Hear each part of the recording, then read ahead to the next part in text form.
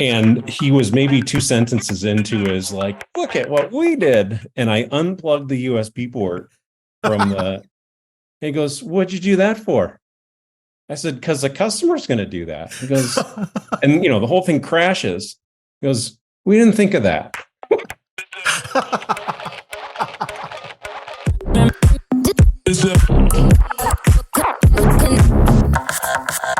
I want to start with, who is Erik Host-Steen? Oh man, this sounds like an interview. Yeah. No pressure. No pressure. I was born a small child. I couldn't talk. I was cold and wet. And here I am today. So what about me? So, at least in context of this conversation in the podcast, I'm what I call a recovering engineer. I always was really good in math and science, and then have been trying to spend the rest of my life trying to find a personality. And I somehow got into sales as my first job out of engineering school. And it's changed my life. And I'm on this path. And, I've done pure sales roles. I've done pure marketing roles. I've been a product owner working with engineers. And I sort of have kind of come to this realization that my purpose in life, at least from a business standpoint, is to make things easier to sell. And that's not just the sales team's job. I think that's one of the striking capabilities that that comes across when you were talking in some of the previous podcasts and some of the articles that you've written. Because, even before we actually go further, something that you said, and the way you sort of approach the work, which I found really fascinating. It's one of the reasons why I wanted to have you on the podcast, was that you have this integrated systems thinking approach where you're sort of thinking about the whole ecosystem, and then how one little, let's say, the butterfly effect, affects and resonates across all those different departments or service lines and all that stuff. So I know that you have some background in sales, but you're also, like you said, a recovering engineer. And I think, with a lot of the advice that we see online, it's like, specialize, pick a niche. Whereas someone like you, more like a polymath, who's sort of interested in so many different aspects, in which we'll, again, expand and talk about on the podcast, is where you have this, like I said, systems thinking approach. So do you want to tell us a little bit, you want to tell the audience a little bit about your background and sort of the different experiences that you've had and how that sort of comes together now? Yeah. I don't know how it came together. And even the concept of systems thinking, if you Google it, you'll get some answers. And certainly going through an engineering program, we're trained to think holistically and think about cause and effect and how things are interconnected, and first order effects, second order effects, and so on and so forth. So I never really did this on purpose. It's just as a outcome of my experience so far, and my sort of, one of the personality traits of a strongly technical person is we tend to zone in on one thing, grab onto it, and not let it go. And you laugh because it's true, and because we all know people like this. And you're like, yo, man, would you just like step out for a second? So, part of this is through my own frustration of grabbing onto that one thing, and the rest of the people around me just being sort of moving on, and by force, I guess, just having to take different perspectives on things. It's also a learned trait. I was extraordinarily opinionated when I was in high school and college, and I thought that my way was right and everyone else must be wrong. And you run into the real world, and you have a couple choices. You can keep pounding on the insistence that you're right, or you can become a little more malleable. But when you take the time to look at things from a different perspective, or whether that's like literally like, I'm going to just look at it from this way now, or just to engage in conversation with people and say, I get the sense that you see it a different way. Help me understand, put my ego aside for a second. Things just come out. And then, I don't know, strong opinions held lightly. It serves me well, at least in the phase of life that I'm in now. That is so brilliantly said. I actually abide by that philosophy as well. Strong opinions held loosely. Very similar. In fact, one thing that you said right now reminded me of something that you said in a previous podcast, which I was going to ask you anyways. So you said something about talking to the customer from their perspective versus your own. So are there any past, like you said, are there past experiences or things that helped you get to this? Or was it something that you read? Or how did you arrive at this? A fun story from my past comes to mind. I was a product owner and a bunch of engineers working on this project. My job was to sort of provide the design requirements, and they would go do their thing. And I remember they had their very first working prototype, and the program manager brought it over to my desk, and it was a device that had to plug into the USB port for the interface. And he was maybe 2 sentences into his like, look at what we did. And I unplugged the USB port from the, he goes, what'd you do that for? I said, because the customer's going to do that. He goes, and the whole thing crashes. He goes, we didn't think of that.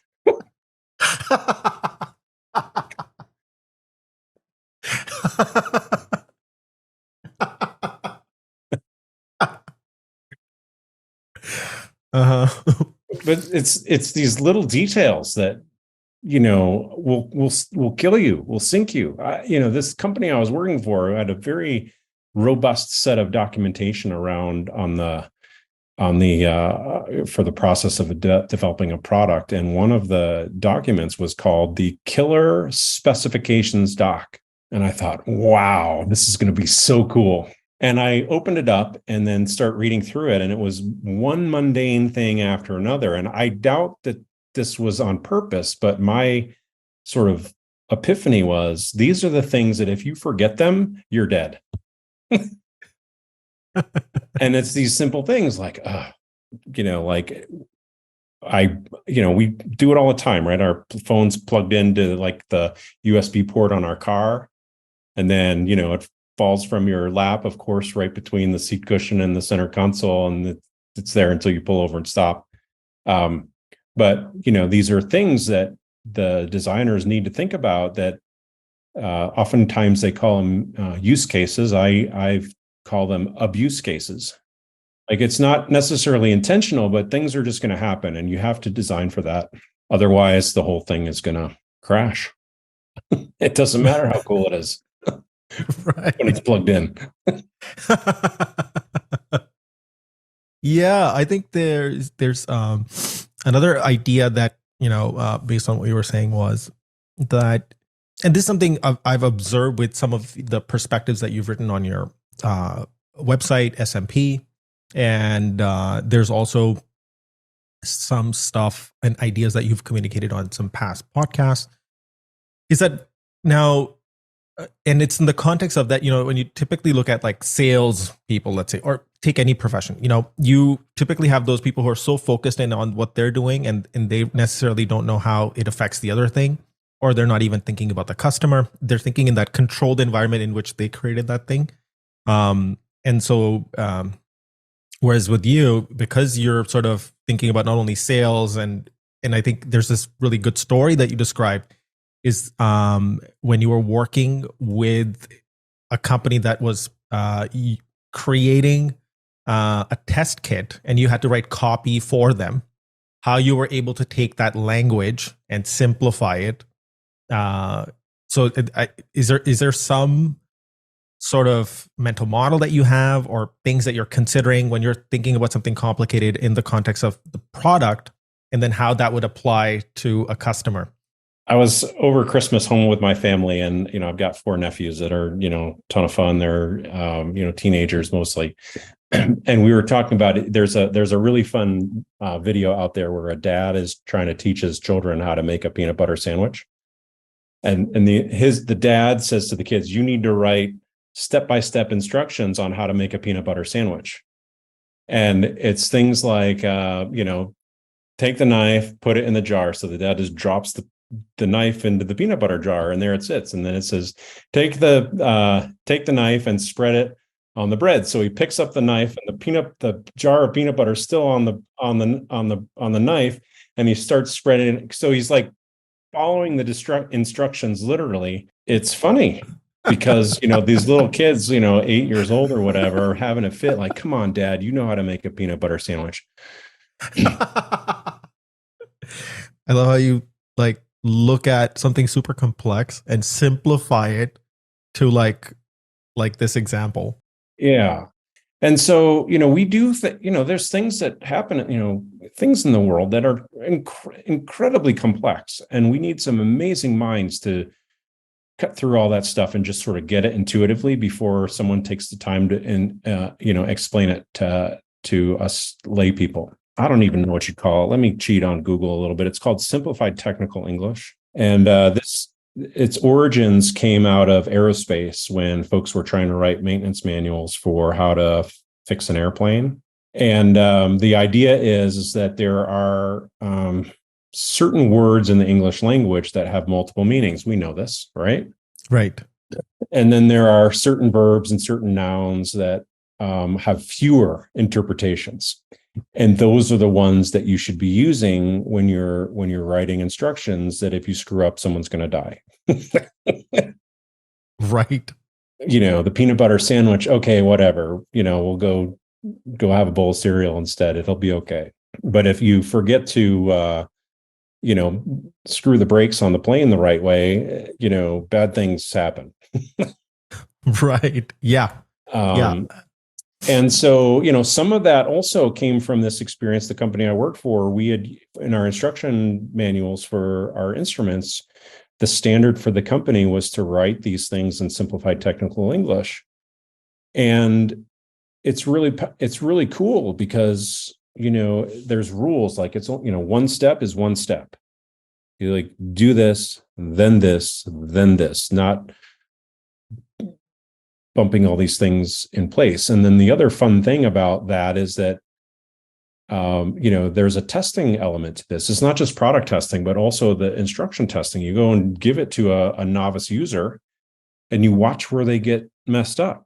The challenge with this from a practical standpoint is that the person that's right, we all want to jump in and help. But it's really important to watch people struggle, because that's where there's an opportunity to make it simpler or, remove a step. The Japanese talk about this concept called poka-yoke, which roughly means to error-proof something. And the best way to prevent the error is to take the step out. You can't screw it up that way. Right. So, it goes back to sort of the system thinking and design thinking. It's way more than just the thing, but it's the experience that the user is going to have when they're interacting. And it goes beyond just a physical product. It could go with a website. It could be with the way people interact with you as a human. Right. And by the way, those contexts could be different for the same person. If, let's say they have to use, and I think of one example, I don't know if I heard it on your podcast, with something that you've written, or, when you're buying camping gear, you're buying it in a very controlled environment in like a mall or a shop. But when you have to put that tent, together when it's raining and it's storm, it's going to end in the middle of a forest where you have barely any light. How are you going to? Yep. For sure. And how come they never go back in the kit the same way they came out? Yeah. I envision, right, some packaging engineer at Eureka Tent Company thinking, how small can I make this bag? And they get it perfectly fit in there, but it's like impossible to get it back. Yeah. So what would be better, right, is we undo the tent in the factory and we fold it up like a fitted bed sheet, another thing that's impossible to fold properly. And then whatever form factor it's in, like that's the size basket you make or bag you make. That would be way better. Maybe there's a product idea. After this recording, we're gonna go make a tent that fits in the package it came in. That would resonate with so many people. Yeah. The biggest feature is it goes back in. Yeah. Yeah, the world's like full of like these silly or funny or ironic sort of products and complications that come from using the product. In fact, there's some products that you have to break something off for it to become even more useful. So it's good to have a little bit of your sort of backstory in a way in terms of how you think about things. And how you have, a background in engineering, sales, and marketing, and how you sort of think about them, not in these isolated columns, but how they sort of cut across each other and how one affects the other. Yeah.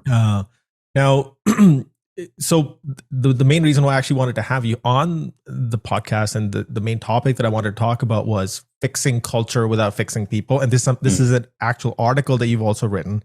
Yeah. And you've talked about this at length on some others. So, in fact, when I was sort of doing some research and putting together some show notes of, how and what are the different areas we can touch on this, I found a really good quote, which was by Charlie Munger. And it goes something like, "Show me the incentive and I'll show you the outcomes." And after I read a lot of the stuff that you had written across your site and some of the podcasts, that really does capture to a certain degree what you're saying.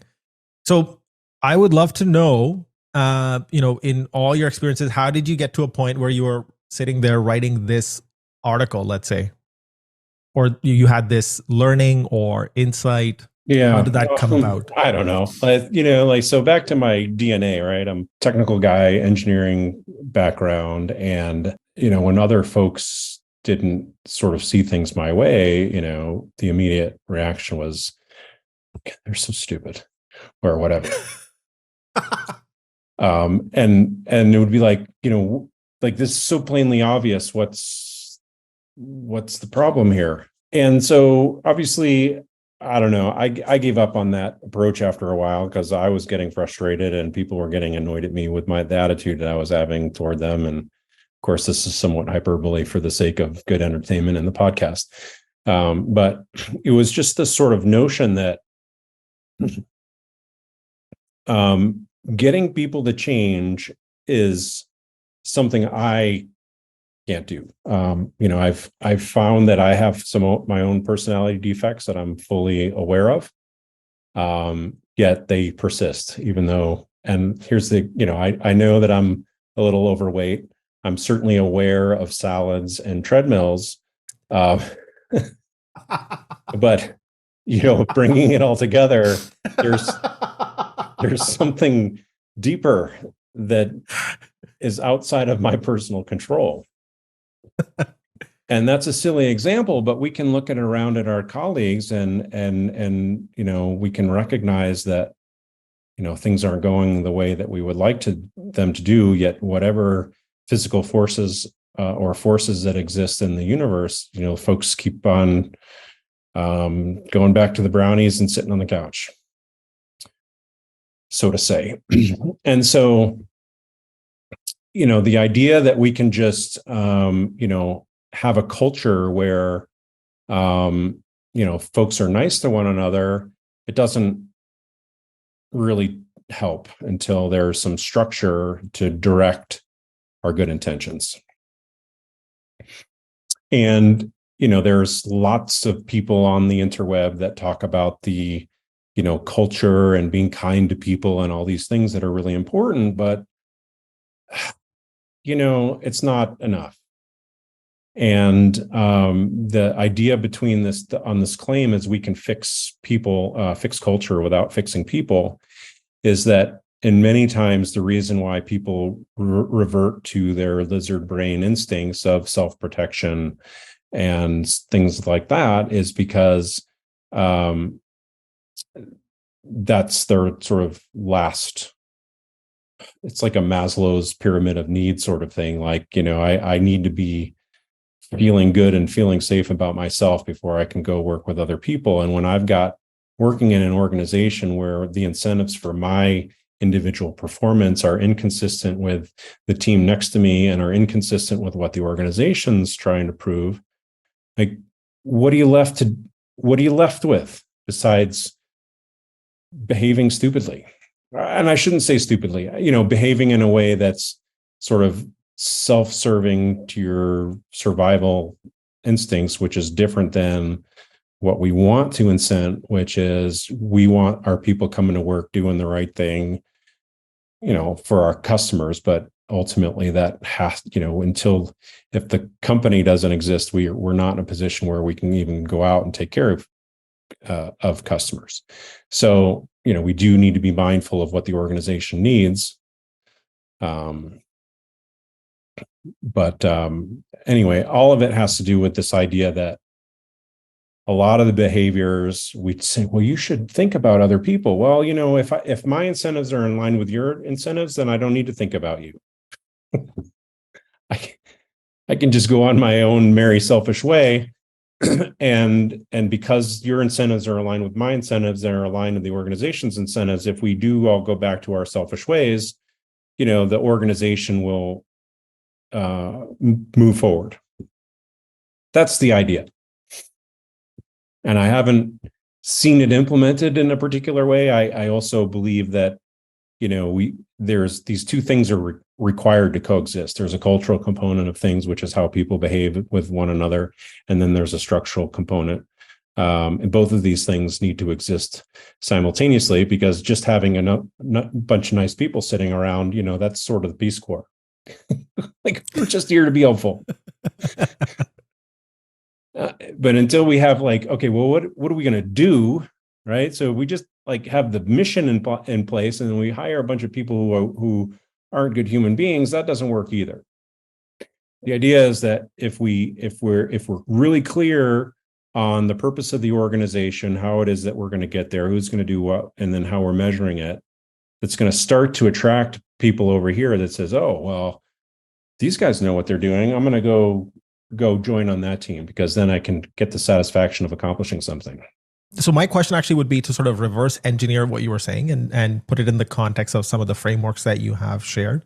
As a leader who's setting up an org and you want certain results, whether that's in context to the revenue or in certain context to how people are behaving in the org.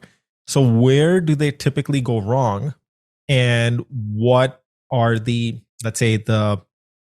frameworks or the key big ideas to keep in mind when thinking about those elements, from revenue to how people behave culturally? Yeah. So, you mentioned the outcome hierarchy, and that's a framework that I've developed that links together the things that, there are people in this world that just will grab onto and talk only about that. So the outcome hierarchy for the audience has 5 levels. The top is purpose. The next one down is vision. Then we get to strategy. Then we get to tactics. And then the 5th one is metrics. So, we all know Simon Sinek and, start with why. And so that's the purpose piece of it. And the idea is that if you have a purpose that's big enough, you'll figure out the how. Well, okay, great. I mean, I get it in theory, but, how many folks just need to be told the purpose and then they can figure out the rest? We need a little more. And I also like to say that, I wasn't until my early 40s until I figured out my own personal purpose, and somehow I survived for 40 years. So I wouldn't say it's a must. So there's the purpose people out there. And then there's the folks that talk about, well, let's sit around and talk about what our vision is.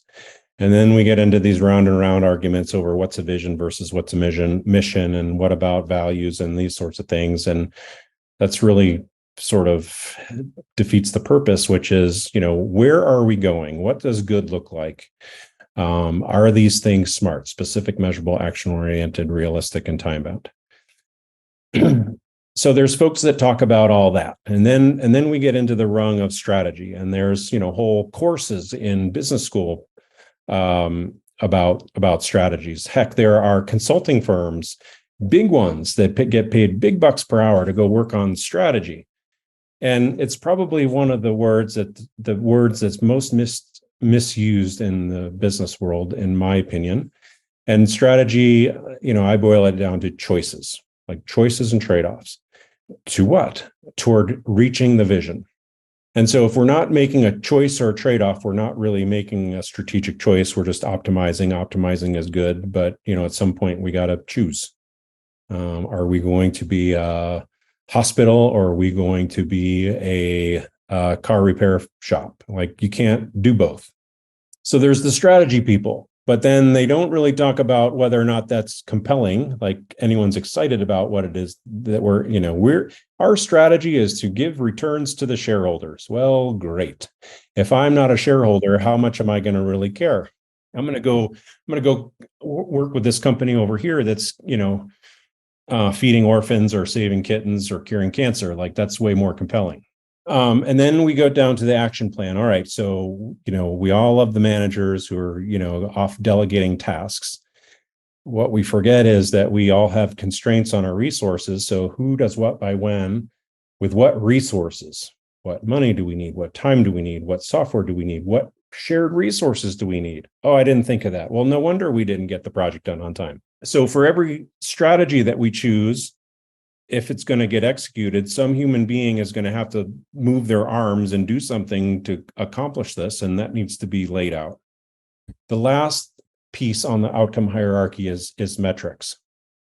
And the anecdote that I like to share here that demonstrates that measurements aren't that important is that NASCAR vehicles and Formula One vehicles, their sole job is to go fast. Well, if you want to go fast, what do you think you ought to measure, Paul? Well, I think I ought to measure speed. Well, did you know that neither of those vehicles have a speedometer on their dashboard? What? For real. NASCAR vehicles, Formula One cars don't have speedometers, and their sole purpose is to go fast. So if we carry this over to the business world, their sole purpose is to be profitable. It would be saying, you know what, we're not going to measure profits. Right. Holy shit. What? Yeah. So how does that work? Well, I don't know. Some folks look at a NASCAR fan and they're like, they're not so smart.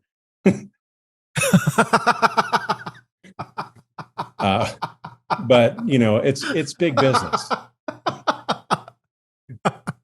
It's big business, and you think that they, someone might have come up with the idea. Hey, you think we could, they've made choices not to put speedometers in the car, given like it's an established technology. We all, use it for the most part when we're driving down the local roads.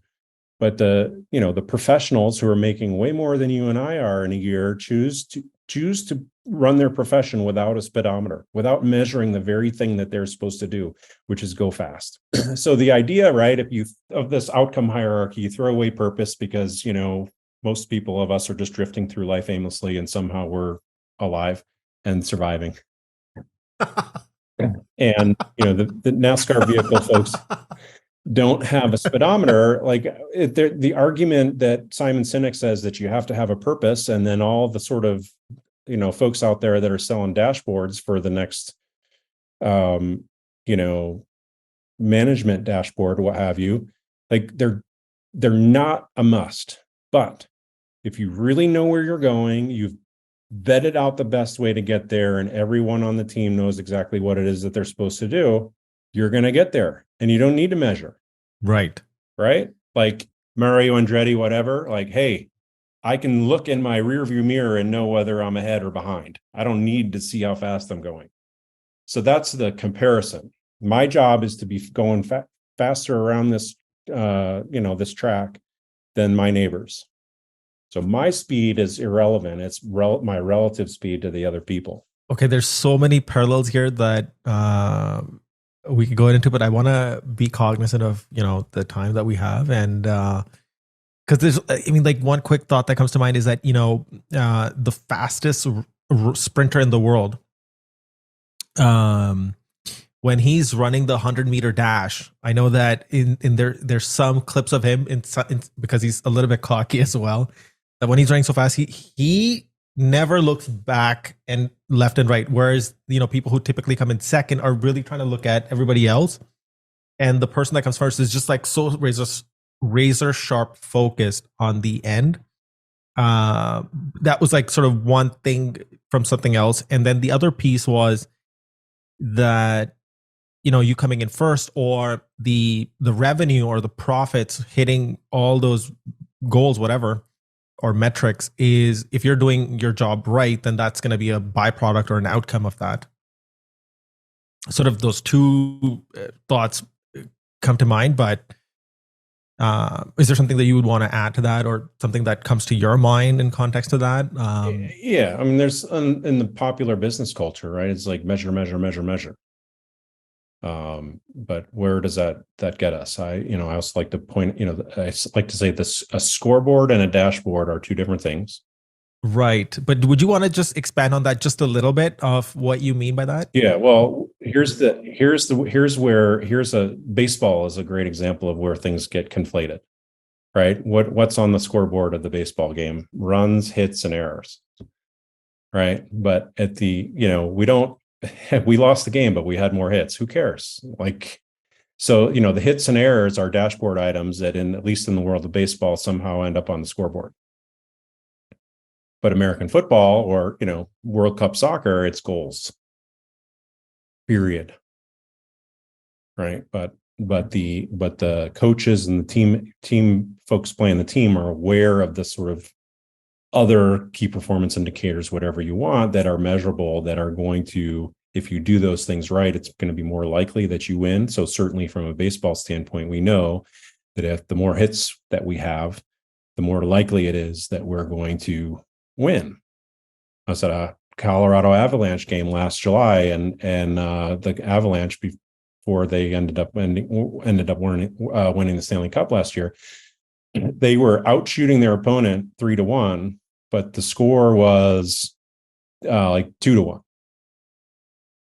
Like, who cares? But shots on goal was great. But so the idea, anyway, these are just stories or examples from our real world that when we go to work, we somehow forget and think, oh, well, in the business world, the more things we measure, the better.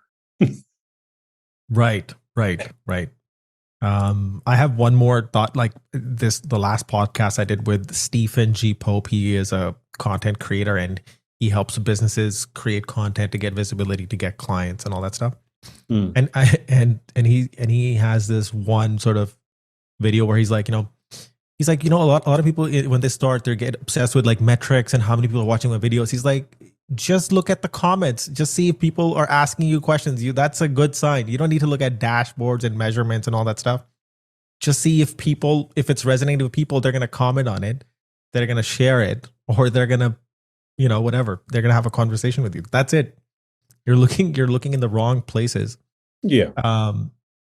So one more thing, in fact, when you describe the outcome hierarchy, and there is obviously some of these parallels with, the Maslow's hierarchy of needs and some of those other elements that, some of the more basic stuff, the hygiene stuff is going to sit at the bottom. And as things get more progressively more esoteric or, ethereal, they sit at the top. Now, I see there's I don't know how you feel about this, but I see there's a lot of parallel in how people use business strategy / brand strategy interchangeably with some of the elements that you have in the outcome hierarchy.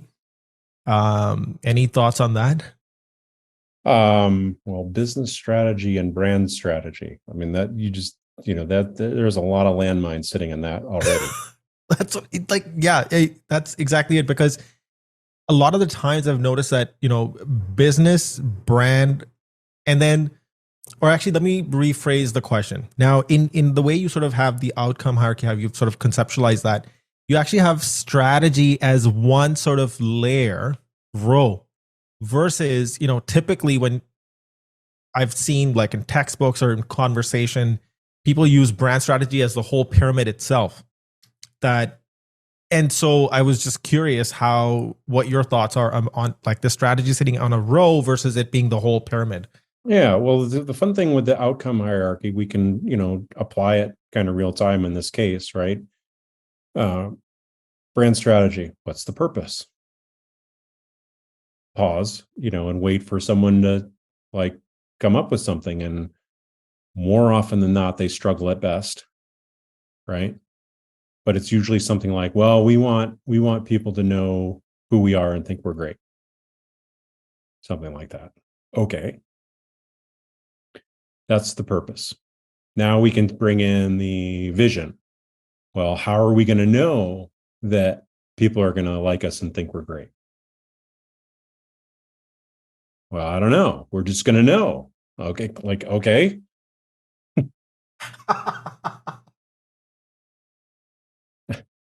How are you going to measure this? Oh, now we're talking the metrics wrong, right? So you can guide people through these things by just asking these questions. Like, what's your why? What's winning look like? How are you going to win? Why did you choose that path versus the other? What makes you think that that's going to work? Right? Who's going to do what by when, with what resources, and how are you going to measure to know if you're successful? So we can throw away these sort of I don't know who they call them.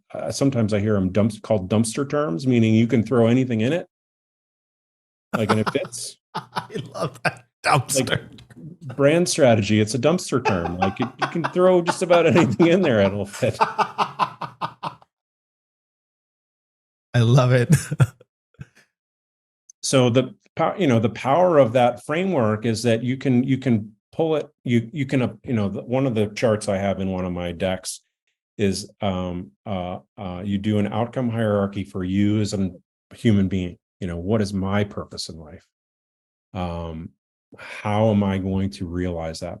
How am I going to realize that? What am I going? What's winning look like? How am I going to know I've realized that? I've got lots of paths to get there. Which is the best one? What resources do I need to do it? What metrics so I can do that as a human being, right? That, that's going to hurt, right? Because now we have to hold up mirrors and do a lot of self-discovery and a lot of hard work on ourselves. And it's a lot easier just to blame other people when we're not successful. But, if I do that for me as an individual, I do that, have everyone on my team do that for themselves. We can create one for my team. We can create one for my division. We can create one for my entity. And then if we really want to get heady, we can do one for the world.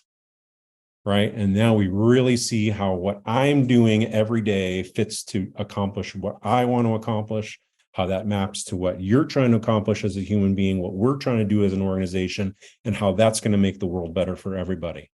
Like, it's really cool. I think that, sorry, I think I might be interrupting your thought here, but I think you talk about this thing called tour of duty.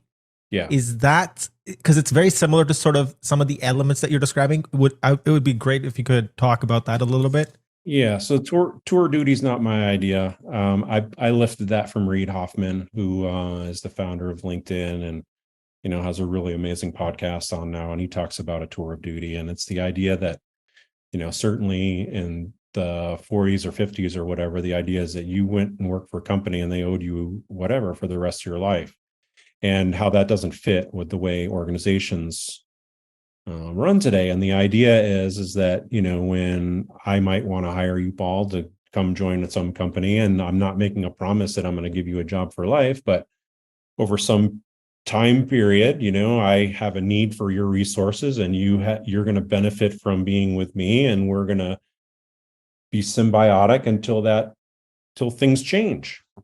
We're all, grown up and adults here, but if we can bring an attitude of abundance to our lives and say, okay, well, things ebb and flow, organizations change, things, my skill set is valuable for some period of time, and then we move on. It comes from our U.S. Armed Forces, where you you do a tour of duty. You're being called up to do some certain thing for some period of time, and then you're not there anymore.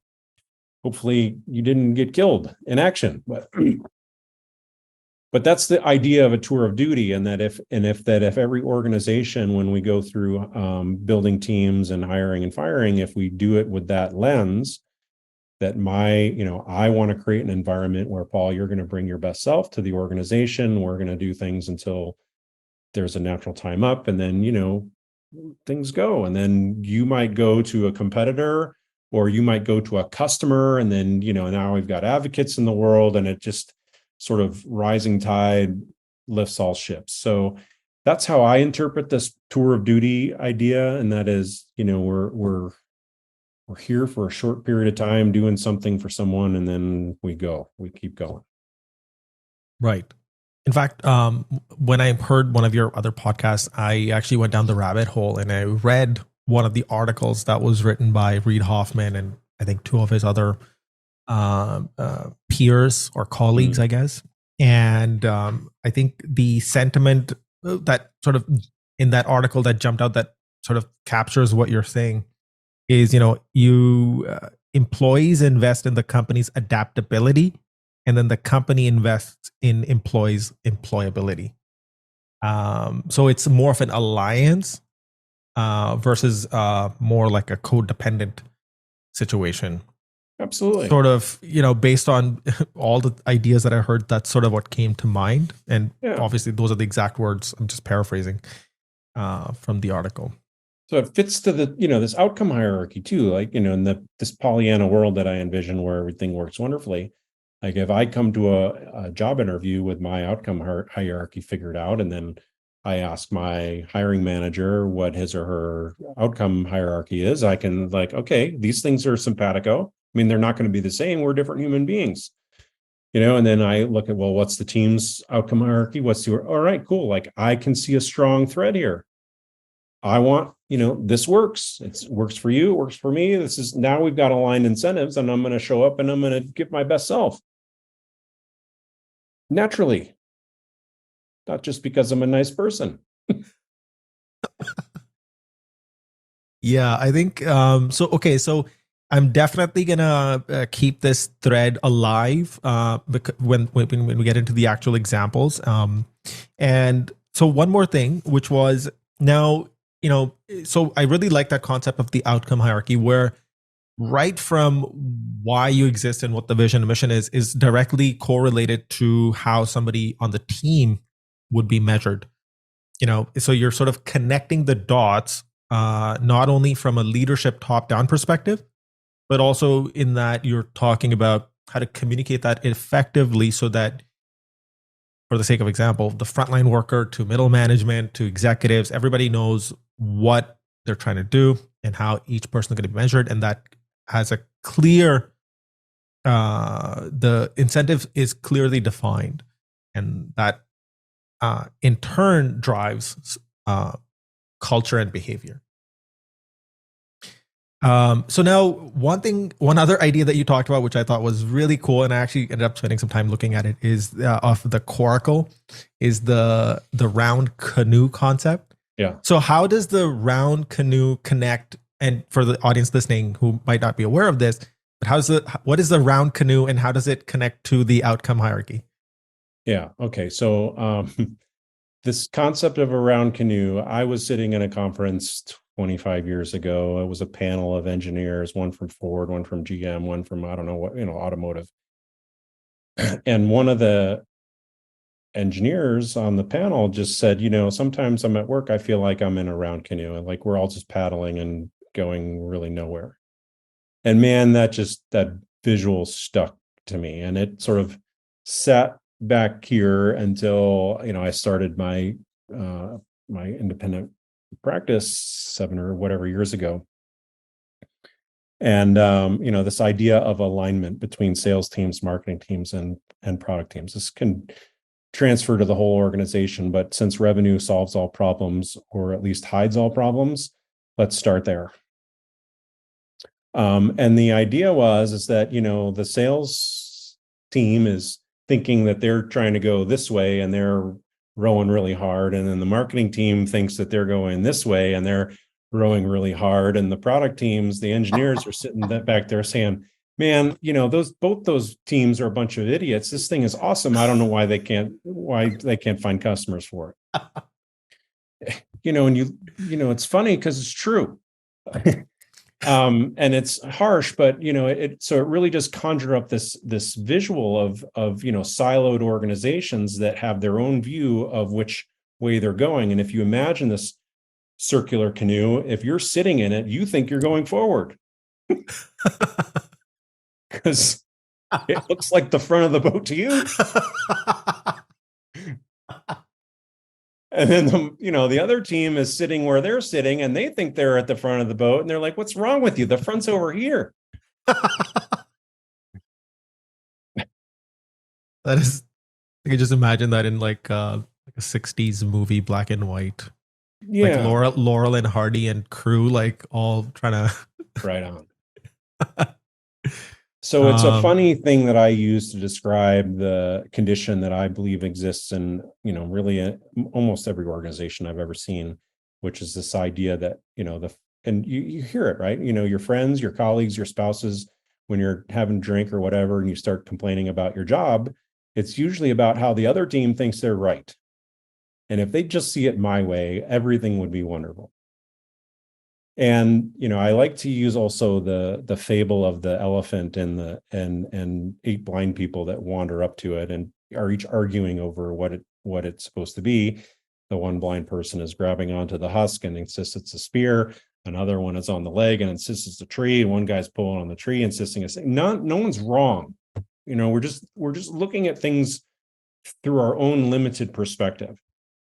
And when we take the time to assume that our colleagues are smart enough to, and have good intention and have the conversation, hey, I can't help but notice that you're doing this thing here. And I'm confused by that. Help me understand, if we're hiring good people from a culture standpoint and, we're going to figure it out. And you can get a round canoe to go straight. It's just a stupid design for a boat.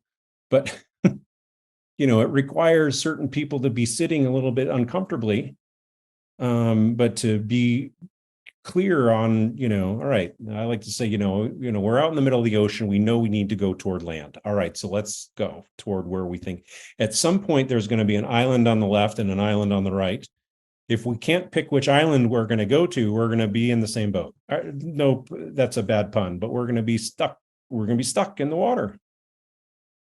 Eventually, we're going to get toward the coast and we're going to have to argue like where we're going to land the boat. I like to say we need to find Customer Cove. All right, that's the safe haven.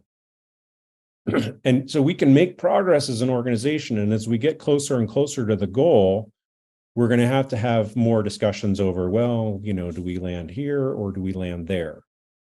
But in the meantime, we can be making progress, rather than just sort of, spinning around in the middle of the ocean, hoping we don't, water everywhere and not a drop to drink. Rhyme of the Ancient Mariner. I think if I just wanted to summarize one idea, and I wanted to cross-check if I've understood and my interpretation of this idea is makes sense. Yeah. Is in a way, and this just struck me now, is the outcome hierarchy is basically giving vision and eyesight to those 8 blind people so they can all see exactly what it is. And they can all see, oh, it's an elephant. And that's basically what you're doing with the outcome. You're clearly defining for everybody on the team that this is what we're doing. This is what the animal is. This is kind of, is that? No. Yes. Yeah. Well, so like, let's take the analogy of someone building a house, right? I mean, the bricklayer doesn't need to know how to do plumbing, right? But the general foreman needs to have the blueprint and know what's going on. And, all these things need to eventually come together. So there is a role in the organization for the architect, the symphony orchestrator, the maestro, someone that's like pulling it all together. And even the maestro doesn't know how to play all the instruments. They just know how it all fits together. So, there's certainly an element of teamwork and coordination here, and it's not about everyone knowing everything, but someone needs to know how it all fits together. The punter doesn't need to know how to sack the quarterback. It's just not a scenario that's ever going to come up. But everyone needs to know what's going on, and some people need to have different views and so forth. But ultimately, if the punter shows up to the baseball game with a hockey bat, it's just not going to work. Actually, I'm so glad that you clarified that. That actually gives me so much higher resolution understanding of the concept, because you're right. In an organization, as long as your role and what you're going to be measured on is clearly defined. For example, somebody who's doing the bricklaying, or somebody who's doing just the plumbing. The plumber doesn't have to know about the electrician. But I did.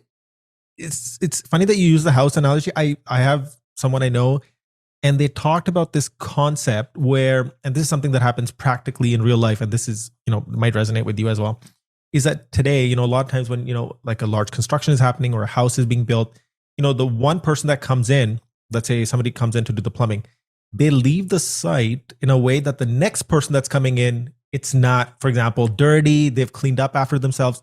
So even though you don't know the other person skill or their actual function, but when you do your role, you prepare when you leave, or when you're done doing what you're doing, you leave it in a place where it's like easier for the other person to come in and start their thing.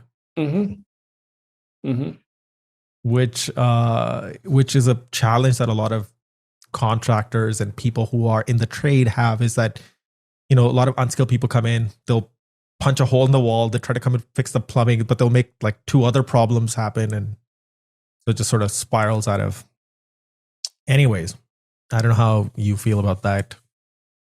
Yeah, it makes me think of, good, so a big chunk of my career was spent at a Danaher company, and Danaher is known to have taken the Japanese manufacturing principles and applied them really well. And this sort of idea of an assembly process is that, when it's your time to do your steps, we're assuming that the people that did it beforehand did the things the right way, so that my steps can be done properly. And then it's my responsibility to do my steps right, so that when I pass it down the line, it all works.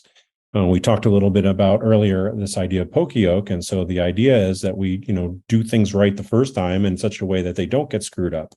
That's the best way. But now there's process design and product design or whatever that, needs to be done from a systems thinking. Isn't this fun how it all ties together? From a systems thinking standpoint, how everything sort of intertwines and intermatches. And having the critical conversation of, well, is this bidet that we're putting in the house, is that really requirement? Because it's also lots of reasons. These are more joints that need to get sealed properly, and more things to leak, and more whatever. And I don't know. I mean, my dream home, like, I'll know I made it when I have a bidet in my house, but it really doesn't serve much purpose other than, well, that's cool. That's the ultimate flex when you have a bidet. Yeah. But, and then go back to the house building thing, why is this here?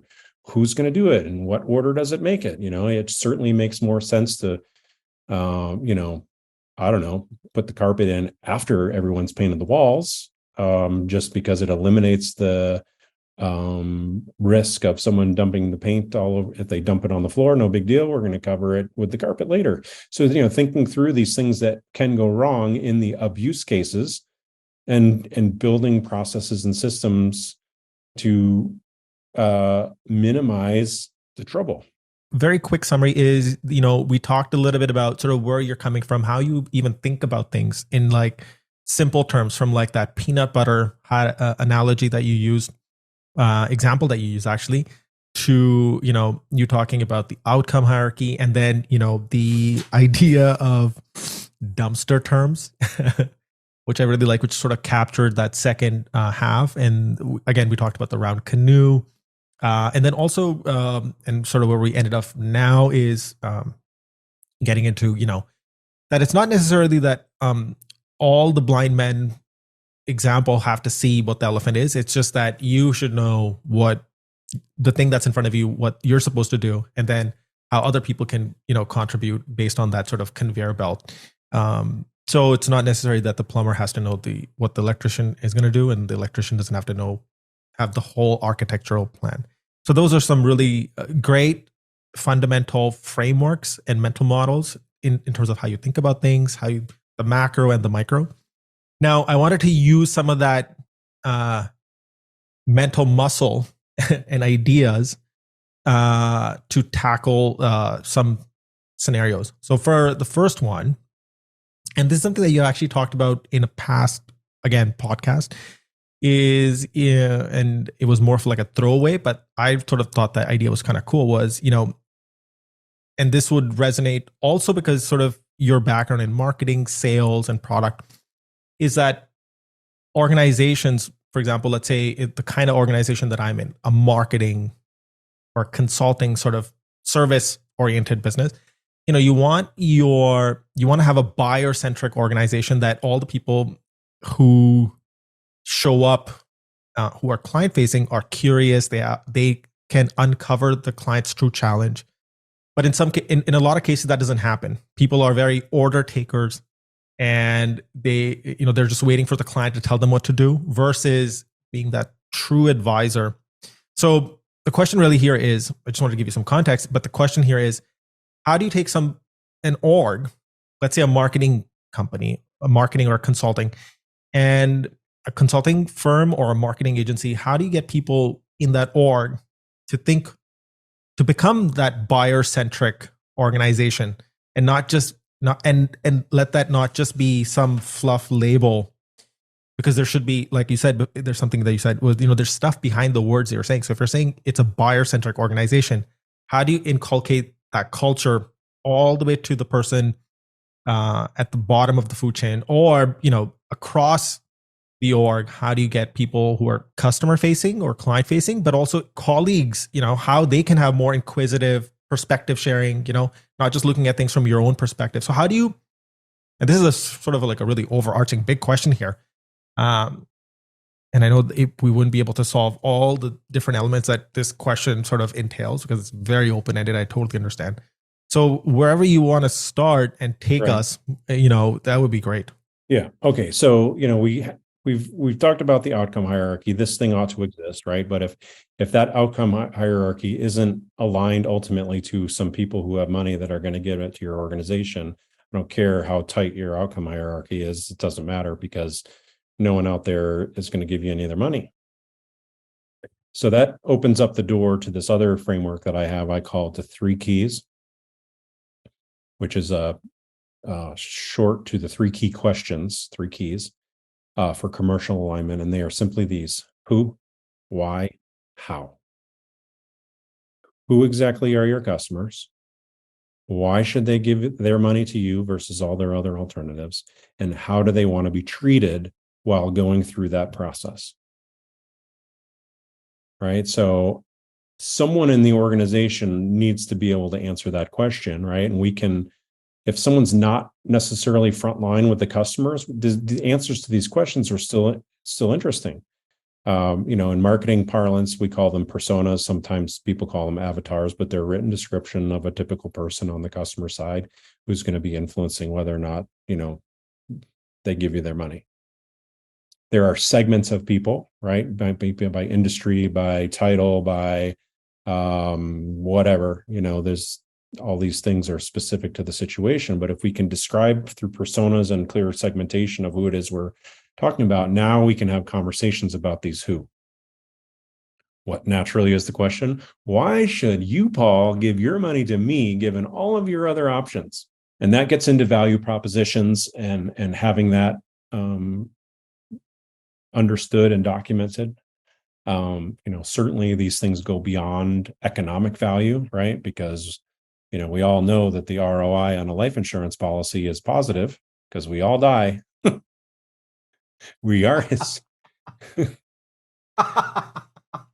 But, there's lots of folks who don't have life insurance. So it has nothing to do with economics. It has to do with other human values that are either being addressed or not being addressed, or these people have found better alternatives for their money than a life insurance policy. And then the third one is how, and that's basically the buyer's journey. And that's the journey that we need to take people through as an organization, where they start off being clueless, not in a disparaging way, but just because it's a fun word. They are clueless about the problems that they are having, and they're clueless that we have a solution that can help them. Until we move them from clueless into a stage that I call curious, where they're like, wait a minute, tell me a little bit about that. This is not a time where the salespeople jumps on with PowerPoint presentations, because I'm just curious. I'm not here to be sold. Anyway, mapping out this process from clueless through when they actually sign the contract, when they start to consume, and then where it becomes contagious, where they say, I want more, and I'm going to tell all my friends. So there's this how journey where people move from clueless to contagious. So as an organization, it might not be someone frontline that's dealing with customers every day, but we should know as an organization, at least for the sales, marketing, and product team, because they do need to know these answers. Who exactly are our customers? Why should they give us their money versus someone else's? And how do they want to be treated through that journey? Now the round canoe has something to aim at. And we can answer these questions with data, right? With real data, not opinions. Or I feel. Like, we can go talk to customers, we can try things, we can run experiments, we can verify this stuff. So doesn't need to be subjective. So that's it, right? You have the outcome hierarchy figured out for every individual all the way up to the top in the organization, and you can answer clearly and get the same answers that are, like, maybe, you CEO go to ask your sales leader, your marketing leader, and your product leader, who are your customers, why should they buy from you, and how do they want to be. You might be able to get an answer, but if they all agree, I want to talk. Because we'll go back to ourselves. They're aligned somewhere. I'm actually also curious how that would affect depending on the size of the org. So, even sole proprietorships can have alignment problems. Usually we call that schizophrenia.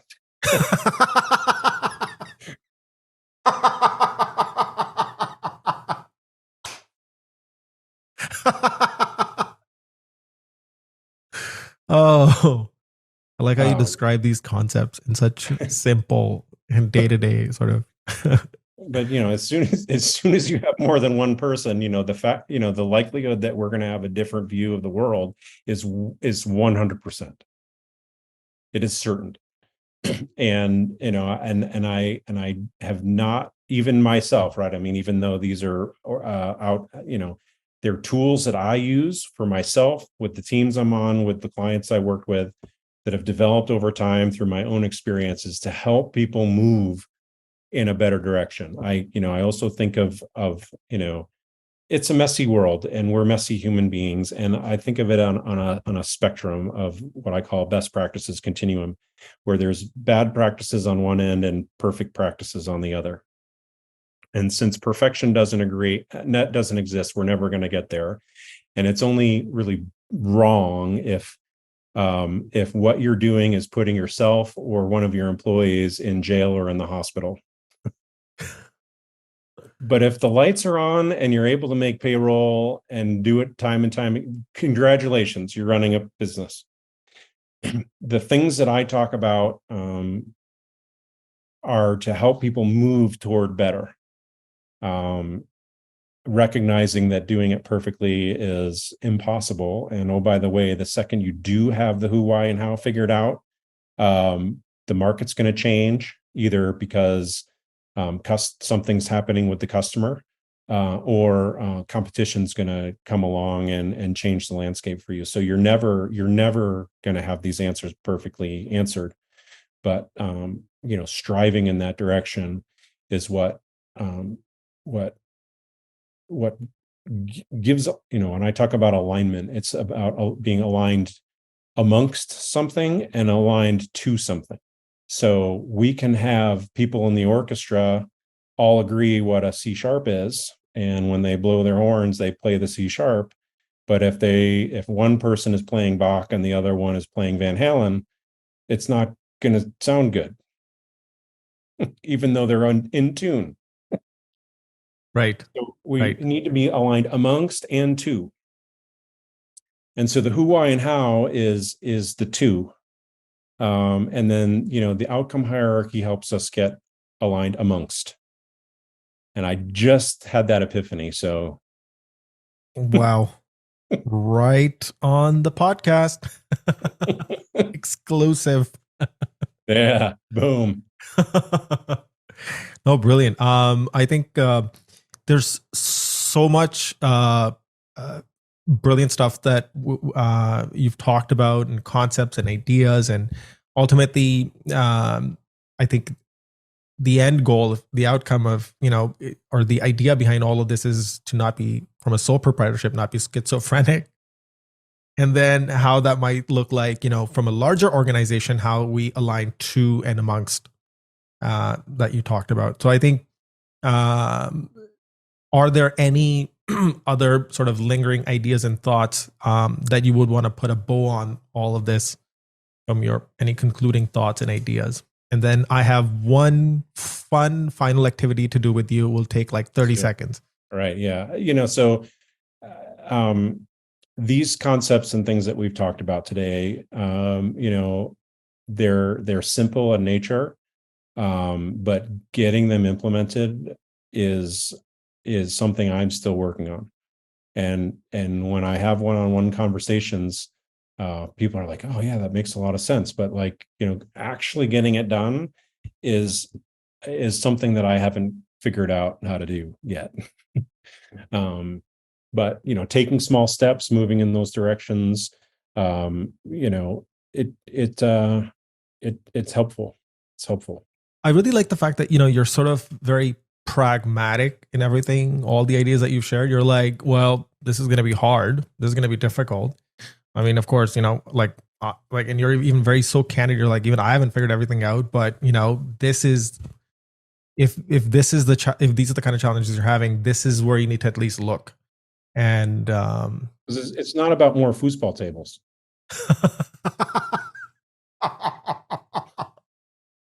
In fact, one final thing I had was, as I was thinking about sort of this, outcome hierarchy, the round canoe and tour of duty, some recent examples, and again, if you want to completely leave them out, we can. But if you would be interested, something that, like, let's say the Coinbase, I don't know if you're aware of that company, they did, where they had a lot of internal cultural problems, but then, the CEO, are you aware of that company? Coinbase? Yeah. And what the CEO did a couple of, last year, what he did, are you aware of that situation at all? I don't know. What did he do?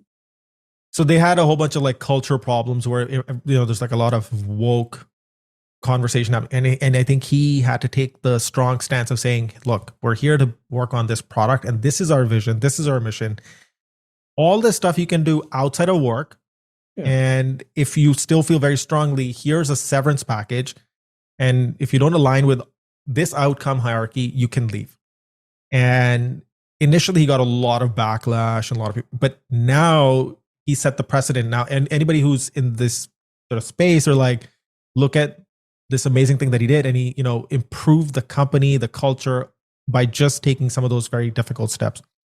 I think Twitter, as we're seeing, is sort of going through similar motions. There's a lot of controversial takes and ideas, and but the necessary steps to eliminate culturally people who don't align with what the new vision and mission is, and giving them severance, whatever that looks like. I don't have all the intimate details, but and then releasing product very quickly and testing them out, and being very open about, we're going to suck at a lot of stuff for the next few months till we figure stuff out. So there's just some examples based on some of the things that you talk about that I found, which were sort of what people are trying to do. Of course, like you said, it's hard, it's difficult, and and by the time you actually might even implement all this, it might take some time, and then the market changes. I'll just comment on I don't know all the details of Coinbase, right? But that's an example of, you could see where the CEO is saying, okay, this is, it wasn't done this way, right? But here's the outcome hierarchy.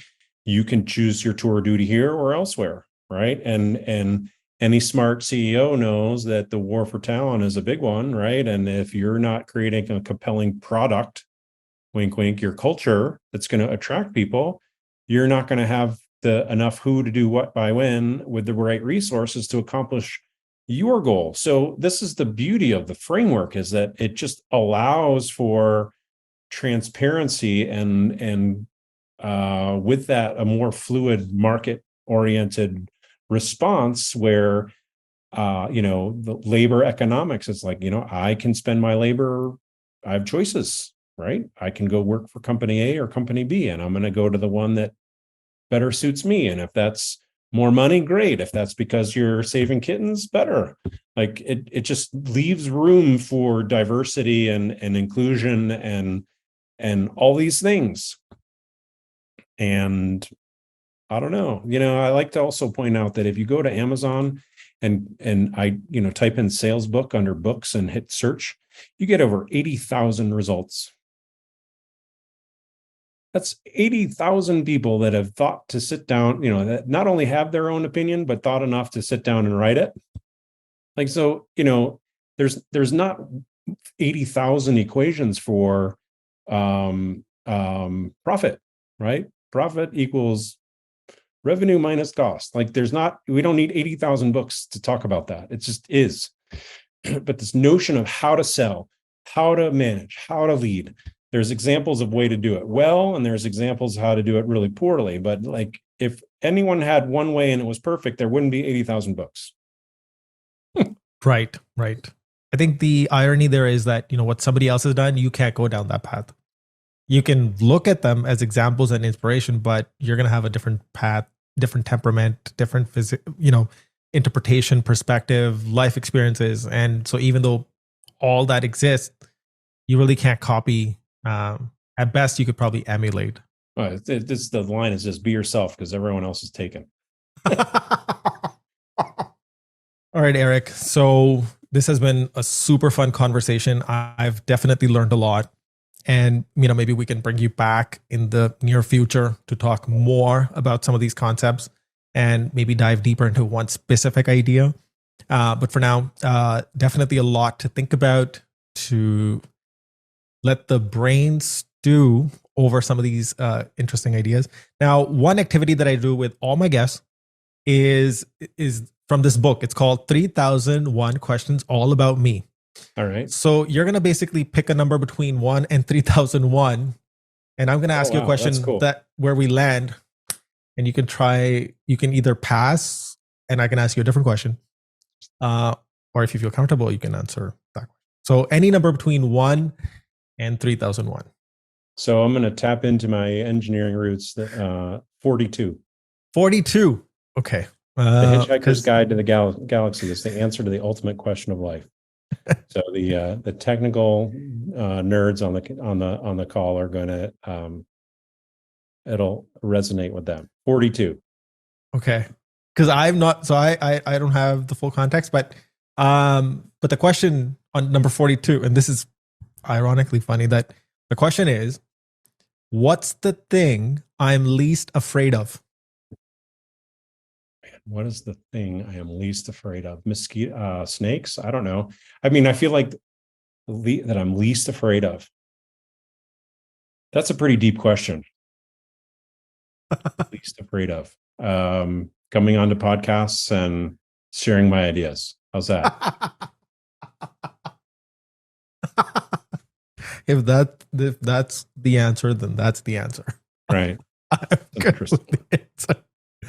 Cool. So this was super fun, Erik, talking to you and learning about all these cool concepts. And I'll put all your links. Oh, by the way, before we actually close, if people had to reach out to you and wanted to connect with you, what are the best places to connect and how to connect with you? Yeah. So the key is to spell my name correctly. And if you do so, I am the only one in the Google universe. So I'm findable. And you can connect with me on LinkedIn. I've got my phone number and email on there too. And tell me you heard me on this podcast. And so I have some context, and we'll connect, and I'm happy to share ideas, debate this, find better answers, what have you. I'm on this journey just like everybody. Love it. Okay. So yeah, so for the audience listening, I will still do some of that legwork and put all the relevant links to your website, some of your articles, and your LinkedIn profile in the show notes. So if anybody's interested, they can just click that. Or if they want to satisfy or quench their curiosity, they can Google Erik's name to see he is the only one, if he is the only one. Thank you so much, Erik. This was a pleasure. Really enjoyed the conversation. Thank you, Paul. I will see you online. Yeah, bring me back whenever. Curious how you might apply this in your world. And no, absolutely. I'm definitely going to be sharing. In fact, I have already been, to be honest, sharing some of your thinking and ideas with colleagues and friends, and passing along some of your work to them, because it really resonated with me. So, all right, have a good day. Thanks for having me on the show. Thank you so much. This was a lot of fun. Ciao. Bye.